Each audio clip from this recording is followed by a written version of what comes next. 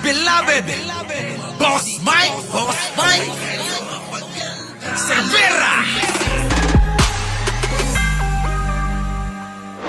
Pagod sumagot sa mga katanungan pa. Panoorin nyo to mga kababayan. Talagang ako, mga kababayan, may naaamoy ako na kakaiba dyan, mga kababayan ha.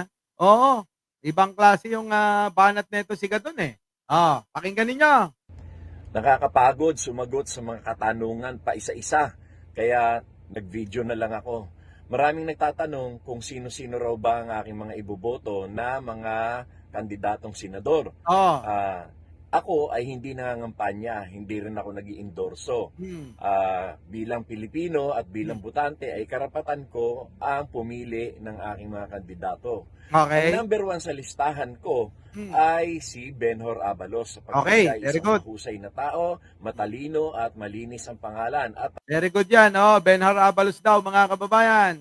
talagang maganda ang eksperyensya sa public service. Okay. At iboboto ko rin ang majority ng mga alyansa na ini-endorso ni Presidente Bongbong Marcos sapagkat kailangan natin ng katuwang sa Senado upang ang mga advokasya ni Presidente ay maipatupad. Okay. At bilang fiscalizers ay iboboto ko rin si Bam Aquino at si Kiko Pangilinan. Okay. Dahil sila naman ay matalino at malawak na rin ang eksperyensya sa panunungkulan sa publiko at sa gobyerno. At iboboto ko rin si Bongo dahil siya naman ay nagserbisyo rin naman. Mga kababayan, di ba kayo nagtataka kung bakit itong si Larry Gadon na numero 1 loyalista?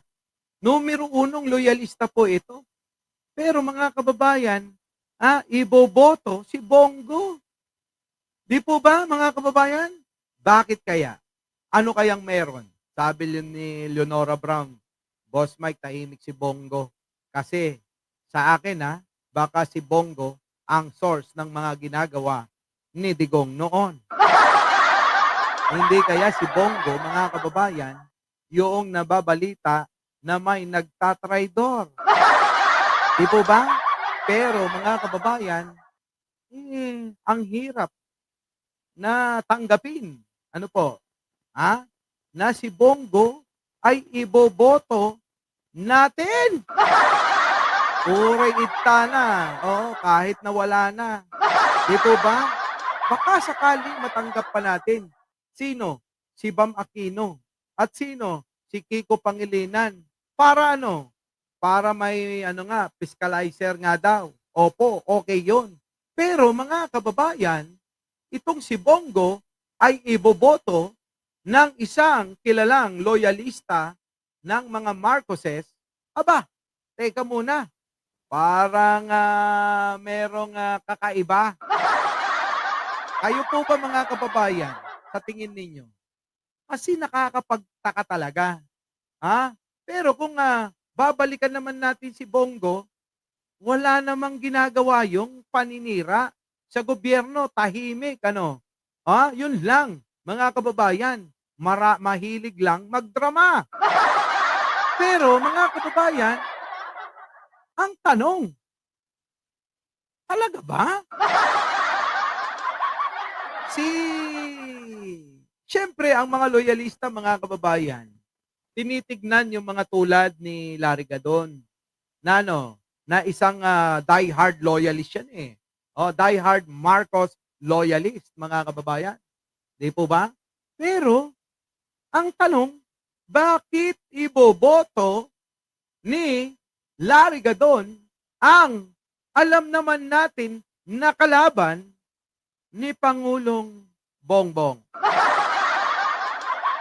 Sabi ni Christina, Istasyo, wari ko nga, Boss Mike, parang may something. Yun ang matindi dyan. Ano kaya yung something na yan, mga kababayan? Kayo po ba, mga kababayan, napapaisip din ba kayo? Kasi mga kababayan, ilang araw ko nang iniisip ito eh. Wala akong nakitang tamang kasagutan. Walang makapagsabi kung bakit at ano ang nangyari. Bigla na lang sinabi na iboboto ni Larry Gadon itong si Bongo. Ang gulo-gulo ng politika, mga kababayan. Ano ba talaga ang totoo? Sa harap naming mga Pilipino, nagkakagulo at nag-aaway-away kayo.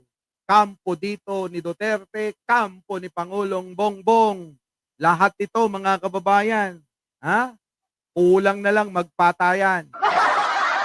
Nandyan pa, mga kababayan, yung mga balimbing na minsan nasa kulay berde, minsan nasa kulay pula. Baka may secret. Ako, ano kaya yung secret na yan? Ano? Hindi nyo ba gustong malaman?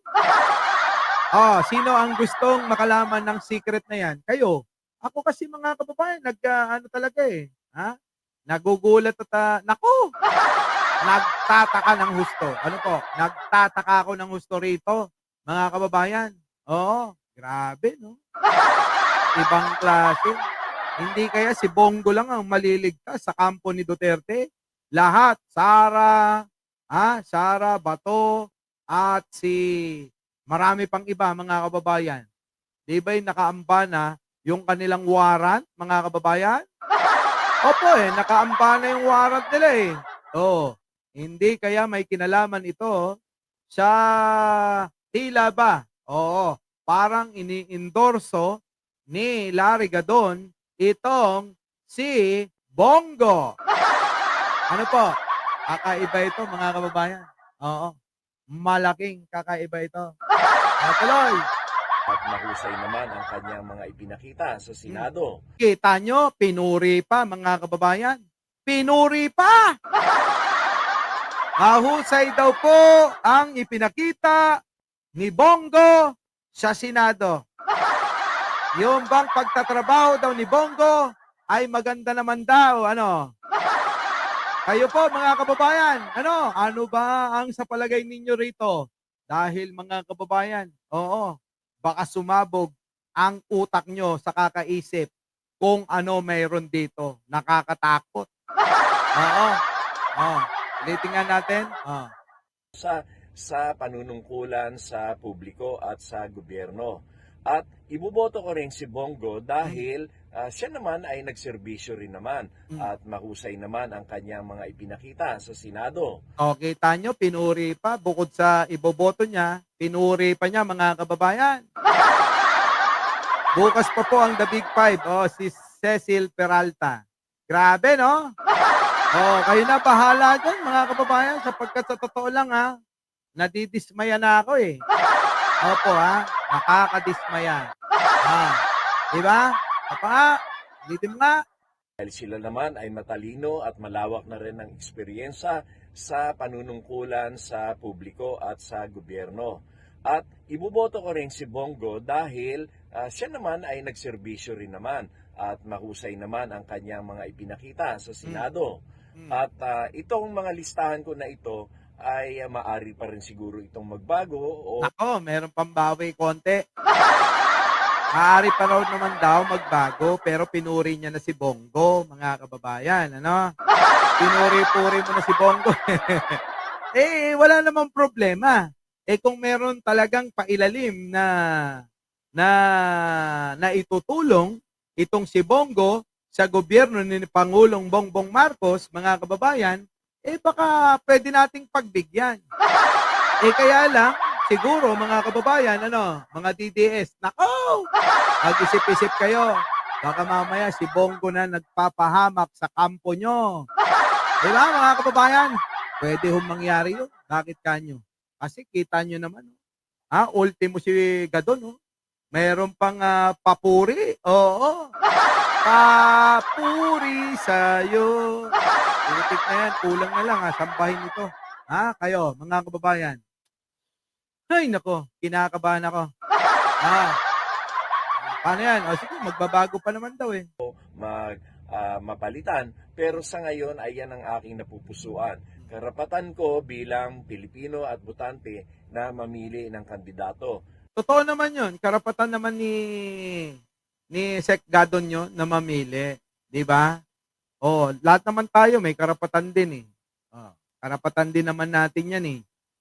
Na mamili kung sinong kandidato yung iboboto natin at kung kanino natin ibibigay yung ating sagradong boto para sa mga napupusuan nating kandidato. So si Larry Gadon, ayan po, kasama nga po Bam Aquino na mga minura-mura niya noon na mga dilawan daw at si Kiko Pangilinan na minura-mura niya rin yung mga yan. Lahat ng mga dilawan, di ba? Basta mga dilawan nga daw, mga bobo, mga kababayan, di ba? At etong kampo ni Duterte, tawag nga ni Larry Gadon, basta DDS, mga bobot, mga tanga. Di po ba? Ano ang nangyari, mga kababayan? Tanong ko lang. Baka naman, inyong alam. Paliwanagan po ang aking isip na nalilito sa pagkakabanggit na iboboto ni Larry Gadon itong si Bongo. Isa lang ang pumapasok sa isip ko sa ngayon. Hindi kaya po itong si Bongo ang naglalaglag ng mga sa mga kampo ni Duterte? Hindi kaya si Bongo ang nagbibigay ng mga tip kung anong mga kasalanan, katarantaduhan na pinaggagawa noon ni Digong? Our beloved Boss Mike, Boss Mike.